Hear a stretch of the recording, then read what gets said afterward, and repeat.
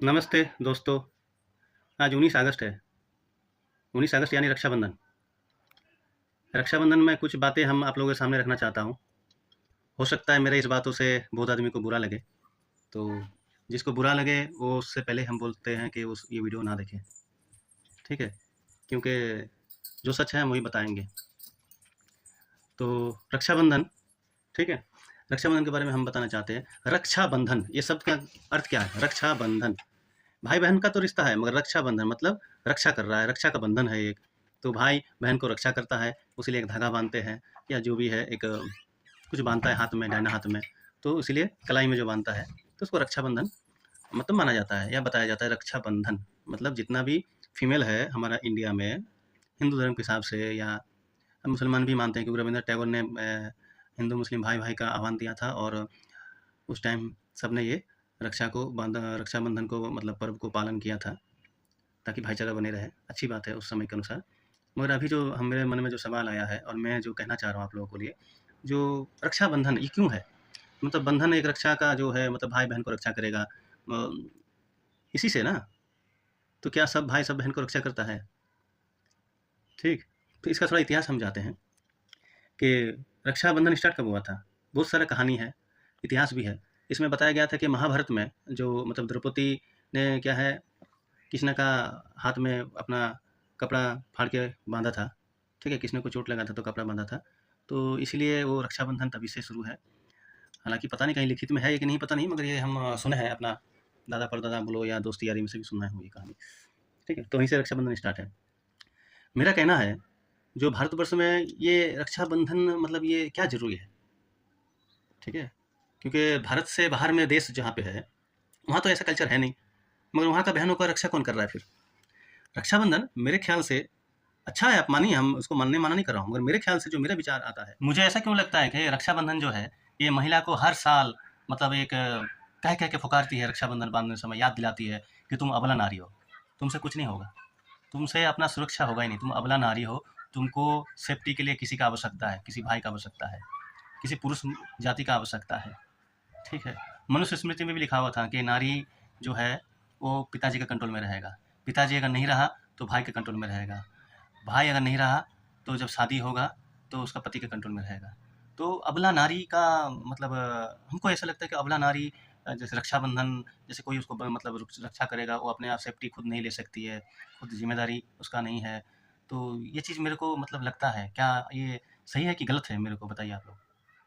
रक्षाबंधन में एक गिफ्ट देने का लेने का प्रचलन है भाई बहन में। चलो इस बहाने में कुछ मिल जाए भाई से या बहन से। तो ये जो है, अगर आपको बहन को कुछ देना ही है गिफ्ट में, तो क्यों ना हम उसको सेल्फ डिपेंड कर दें। सेल्फ आत्मनिर्भर जो हमारा मोदी जी कहते हैं, आत्मरक्षा के लिए उसको जूडो, कराटे, सेल्फ डिफेंस ये सब सिखाएँ। क्यों? हम उसको शिक्षा दें अच्छा, और अच्छा शिक्षा दे के हम क्यों ना उसको मतलब अपना राइट्स जो अधिकार है महिला का, उन पे हम उसको ताकि अवेयरनेस करें, ताकि वो पीड़ित होते हुए कभी भी मतलब अपने आप को अकेला ना समझे। उसके लिए भारत का संविधान भी है, मगर जानकारी नहीं है। तो क्यों ना उसको हम जानकारी दिलाएँ और सेल्फ डिफेंस उसको सिखाया जाए, ताकि उसको किसी के ऊपर निर्भर होना ना पड़े ऐसा स्थिति में। भारतवर्ष में जो महिला का शोषण है ना, वो आज का नहीं है, बहुत लंबी पुराना है। द्रौपदी तो देखे हैं कितना लाख साल पहले का। उसके बाद भी भारत में शोषण महिला के ऊपर होते आए हैं। जैसे दहेज पीड़ा हो या और भी बहुत प्रकार का शोषण महिला के ऊपर, बाल्य विवाह था, सतीदाह प्रथा था, और विधवा का भी बहुत कुछ खान-पान, परहेज, पहनने का सज-सजावट, मतलब गुलाम, जिसको कहते हैं महिला गुलाम में जी रहे हैं, ठीक है? तो ये गुलामी का क्या आवश्यकता है महिला में? तो इसको दूर करना ही आवश्यकता है हमारे लिए। आज की डेट में भी जो उत्पीड़न होता है महिला के अंदर, अधिकतर पुरुषों से ज़्यादा होता है। आप सुन के चौंक जाएँगे, जो भारत का जो डाटा, वर्तमान डाटा तो उपलब्ध नहीं है, 2021-22 का भी उपलब्ध है जो डाटा, वो डाटा सुनेंगे तब चौंक जाएँगे, ठीक है? भारत का जो डाटा कहती है, ठीक है? इंडिया में, समझ रहे हैं ना?